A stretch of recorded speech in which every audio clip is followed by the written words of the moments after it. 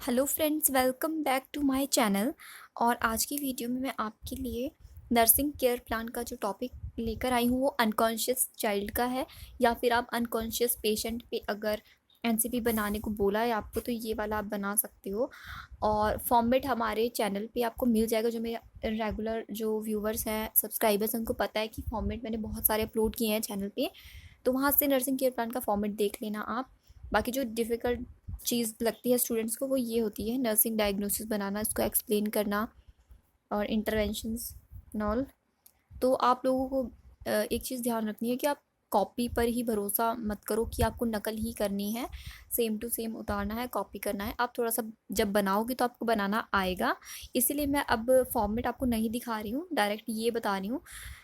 और देख लो आपको क्या करना है इसमें कि अनकॉन्शियस चाइल्ड के बारे में पहले तो हम लोग बताएंगे कि अनकॉन्शियस चाइल्ड है और उसमें क्या प्रॉब्लम होती है, टियोलॉजी लिखेंगे, ठीक है। और उसके बाद डायग्नोस्टिक प्रोसीजर जो करने चाहिए अनकॉन्शियस चाइल्ड में, पेशेंट में, वो सब आपको लिखना होगा। जैसे लंबर पंचर करते हैं, एलपी, ईईजी होता है, न्यूक्लियर ब्रेन स्कैन है, और ये इलेक्ट्रोएंसेफेलोग्राफी है, ये भी यही है, ईईजी ही है। सिटी स्कैन है, एमआरआई, पैट स्कैन होता है। तो ये सारी चीज़ें करनी होती हैं जो कि डायग्नोस्टिक प्रोसीजर के अंडर आती हैं। और उसके बाद नर्सिंग केयर जो है वो स्टार्ट हो जाती है, यानी कि नर्सिंग प्रोसेस जो हमारा होता है, जिसमें कि 5 या 6 चीज़ें आपको लिखनी होती हैं: असेसमेंट, डायग्नोसिस, गोल, इंटरवेंशन, इम्प्लीमेंटेशन और इवेलुएशन। तो अगर अनकॉन्शियस चाइल्ड आपको रिसीव कभी हो गया है, मिल गया है और आपको बोला है कि उसको देखना है, उस पर नर्सिंग केयर प्लान आपको तैयार करना है, तो आप लोग को जो आपका पहला डायग्नोस बनेगा उसमें ये होगा कि risk for suffocation related to ineffective airway clearance due to impaired motor function. उनका मोटर फंक्शन बिल्कुल इम्पेयर्ड है, क्योंकि वो बिल्कुल अनकॉन्शियस है, अपनी होशो हवास में है नहीं। तो उस वजह से रिस्क फॉर सफोकेशन उनको हो सकता है। इसके लिए हमें ये करना होगा, गोल सेट करना होगा कि to reduce the risk for suffocation. ऐसे आपको अपना गोल लिख लेना है, एक कॉलम बना के ये बनाया जाता है नर्सिंग प्रोसेस, वैसे ही बनाएंगे आप। ये सिर्फ आपको मैं दिखाने के लिए बता रही हूँ ताकि आप सही से लिख पाओ। फिर आप इंटरवेंशन बनाओगे कि पोजीशन फॉर ऑप्टिमम वेंटिलेशन। उनको एक तो पोजीशन ढंग की देनी होती है, जब भी पेशेंट अनकॉन्शियस होता है थोड़ा सा उनको फॉरवर्ड पोजीशन रखनी होती है, उनकी सेमी फॉरवर्ड रखो आप, ताकि वो किसी तरह से एस्पिरेट ना कर जाए। पेशेंट का एयरवे मेंटेन करना है, क्योंकि हमें फीडिंग देते हुए तो करना ही है, साथ में ऐसे भी थोड़ा सा उनको अपराइट पोजीशन पे ही रखना होता है। Insert oral airway if indicated. अगर तो डॉक्टर बताते हैं और आपको लगता है कि एयरवे की ज़रूरत है तो एयरवे, जो ओरल एयरवे होता है वो डालना चाहिए। नेज़ल एयरवे भी आता है, ओरल भी आता है, तो वो आप एयरवे एक बार देख लेना इंटरनेट पे क्या होता है एयरवे, जिनको नहीं पता माउथ में डालते हैं। Position with neck slightly extended, जैसे कि मैंने पहले ही बोला था कि उनको अपराइट पोजीशन रखना, थोड़ा सा उठा हुआ पेशेंट का गर्दन रहनी चाहिए और बैक भी थोड़ी सी, ताकि उनका जो सफोकेशन से रिलेटेड समस्या है वो ना हो। प्लेस इन सेमी प्रोन और साइड लाइन पोजीशन, ये भी उनको देनी है, थोड़ी सी उल्टी पोजीशन भी दे सकते हैं, ताकि इससे क्या होगा कि उनका जो एयरवे है वो मेंटेन रहेगा, सही रहेगा, क्लियर रहेगा। और उनको साइड लाइन पोजीशन भी बीच बीच में प्रोवाइड करनी है। और बाकी ये पॉइंट्स देखो आप। हाँ, तो अब हम ये वाले पॉइंट्स भी देख लेते हैं कि इसमें क्या करेंगे। Remove accumulated secretion to prevent aspiration, यानी कि उनको सक्शन करना है। सक्शन मशीन होती है, उससे पेशेंट का जो भी बलगम वगैरह बना होता है, सिक्रेशंस होती है, क्योंकि वो खुद तो स्पिट नहीं कर पाते, थूक नहीं सकते वो, तो ना ही ऐसे कुछ पॉसिबल है कि वो थूक दें। तो हमें ही सक्शन जो कैथेटर होता है उससे उनका सक्शनिंग करना होता है। Perform routine care, ET tube की केयर, ट्रेकोस्टमी केयर उनकी देनी होती है। तो ये तो आप समझते ही हो कि अगर एंडोट्रेकियल ट्यूब डली होती है या फिर ट्रेकोस्टमी ट्यूब होती है, तो वो केयर करना ज़रूरी होता है उसका, क्योंकि वहाँ पे इन्फेक्शन हो सकता है। फिर कई बार आपने देखा होगा पेशेंट्स को, अगर देखा हो रियल में, तो आईसीयू में पेशेंट्स होते हैं, उनके ना माउथ में अल्सर्स होने शुरू हो जाते हैं ट्यूब लगे लगे, तो वो केयर करना ज़रूरी होता है। कई बार जो ट्रिकोस्टमी ट्यूब गले में लगती है, ये ट्रिकोस्टमी, तो ट्रैकिया से आप समझ सकते हो, तो वहाँ पर रेडनेस हो जाती है उनकी, क्योंकि वो ध्यान नहीं देते ना, तब ऐसा ज़्यादातर होता है। इसलिए उनका केयर का बहुत ज़्यादा ध्यान होता रखना चाहिए। अनकॉन्शियस पेशेंट को बहुत ज़्यादा केयर की ज़रूरत होती है। और बाकी मॉनिटर, आर्टिफिशियल वेंटिलेशन, ये तो है ही। उसके बाद दूसरा नर्सिंग डायग्नोस हमारा है कि risk for injury related to physical immobility, depressed sensorium, intracranial pathology. तो इंजरी का खतरा उनको है क्योंकि जाहिर सी बात है वो अनकॉन्शियस है, तो वो गिर भी सकते हैं। वो अगर गिरने लगे तो खुद तो संभल नहीं सकते हमारी तरह कि हम तो संभल जाएंगे, पर अनकॉन्शियस पेशेंट अगर अकेला है तो बाई चांस अगर कुछ ऐसा हो, वो गिरने लगे किसी वजह से, तो वो नहीं संभल सकते, इमोबिलिटी है क्योंकि उनकी। तो वो उससे हमें प्रिवेंट करना है। तो ऐसा हम कैसे कर पाएंगे? इसके लिए इंटरवेंशन अब आप देख लो कि उनका हेड तो एलिवेट आपको करना ही है। जो भी पेशेंट है, साथ में ये तो चाइल्ड का है, तो चाइल्ड का आपको समझना है। और with child head in mid line position to facilitate venous drainage. तो बिल्कुल बीच में ही उनको रखना है, साइड वाइड में नहीं जाना चाहिए पेशेंट हमारा कि बिल्कुल किनारे पे आ गया है और वो कहीं धड़ाम से नीचे गिर जाए। अवॉइड पोजीशन और एक्टिविटीज़ दैट इंक्रीज आईसीपी। उनका पोजीशन जो है वो धीरे ही करवानी है, आराम से करवानी है। झटके से अगर आप उनकी पोजीशनिंग चेंज करते हो उनको, या फिर इधर से उधर जैसे पोजीशन हम चेंज करते हैं टू अर्ली वन अर्ली, तो उससे उनका आईसीपी बढ़ सकता है। तो एक्टिविटीज़ कम से कम होनी चाहिए और जो भी हो रही है वो बहुत ही धीरे आराम से करनी है। तो ये जो है वो इंजरी का खतरा बन सकता है। बाकी ये जितने भी आप इंटरवेंशंस देख रहे हो ये पीछे वाले डायग्नोस के लिए ही आपको लिखने होंगे। नेक्स्ट जो हमारा डायग्नोस है ये वाले आसान है।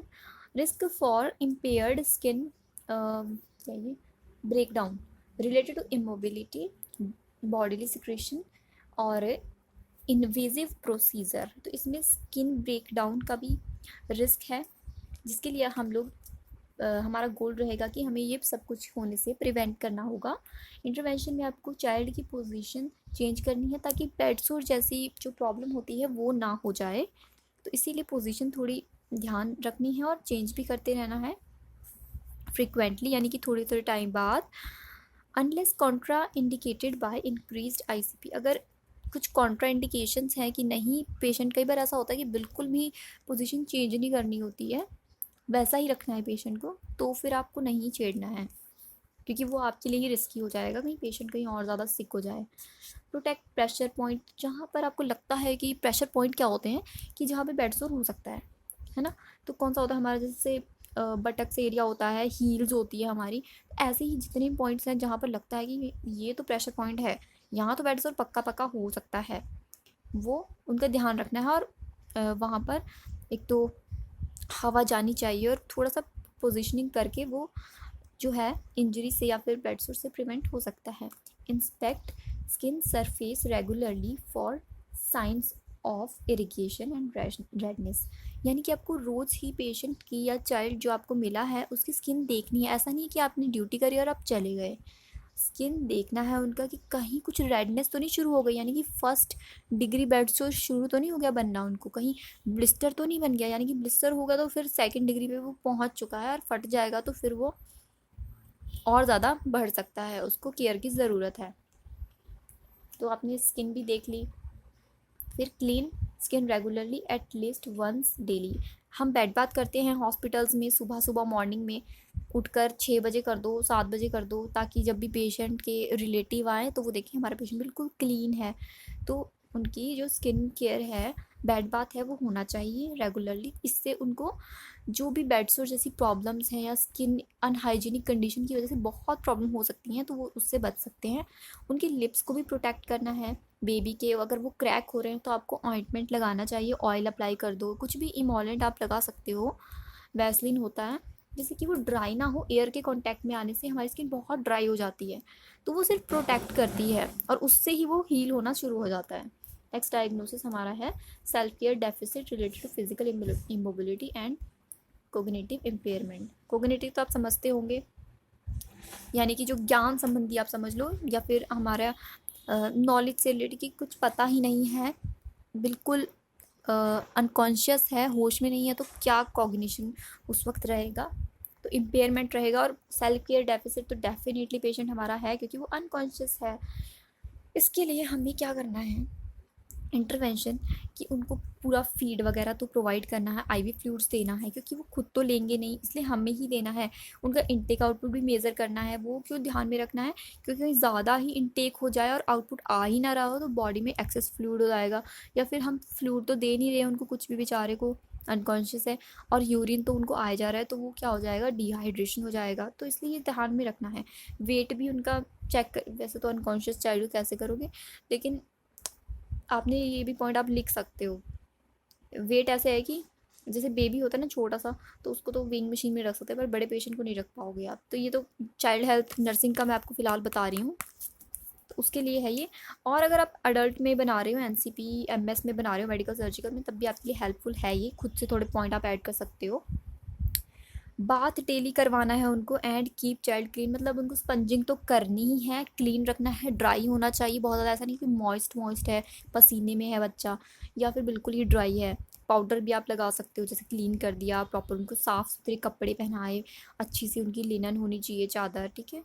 और प्रोवाइड प्रॉपर कैथेटर केयर, अगर उनको जैसे कि फॉलिस लगा होता है ना, तो उसकी भी केयर करनी है। बच्चे को भी लगा होता है, छोटा वाला नंबर का होता है उनका फॉलिस, तो केयर करनी है प्रॉपर। फॉलिस केयर होती है, उसके स्टेप्स होते हैं, वो आपको फॉलो करने हैं। वो जो प्रोसीजर है वो डिफरेंट होता है।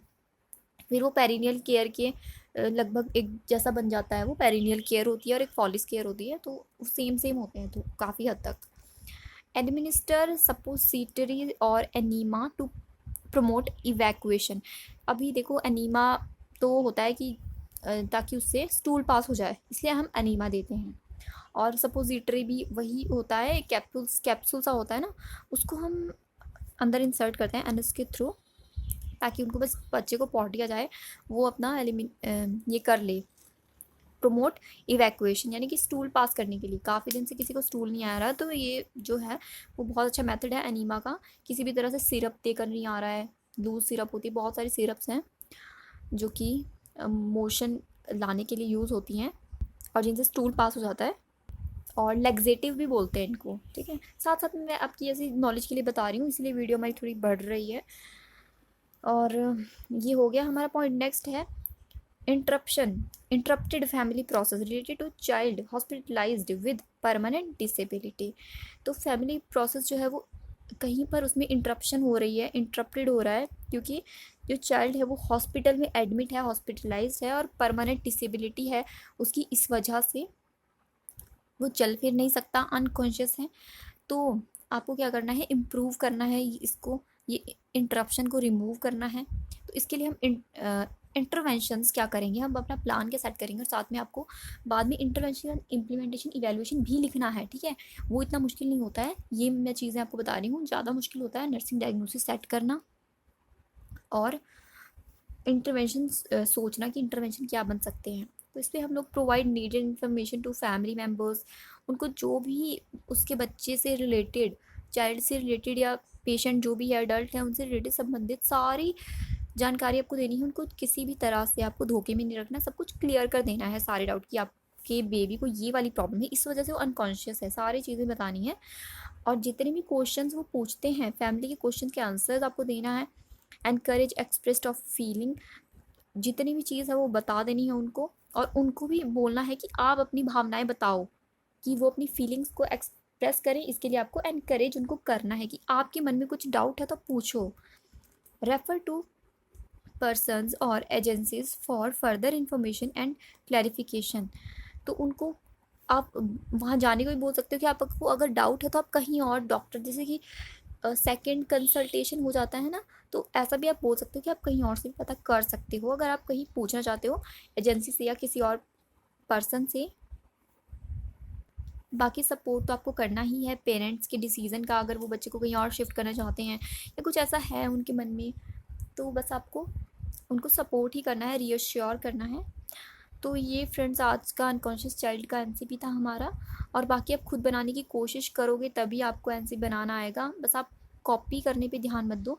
आपको ये सोचना है कि हमें खुद बनाना है, पूरा फॉर्मेट आप खुद बनाओ। बाकी नर्सिंग डायग्नोसिस पे आपको ध्यान देना है कि वो सही बनने चाहिए।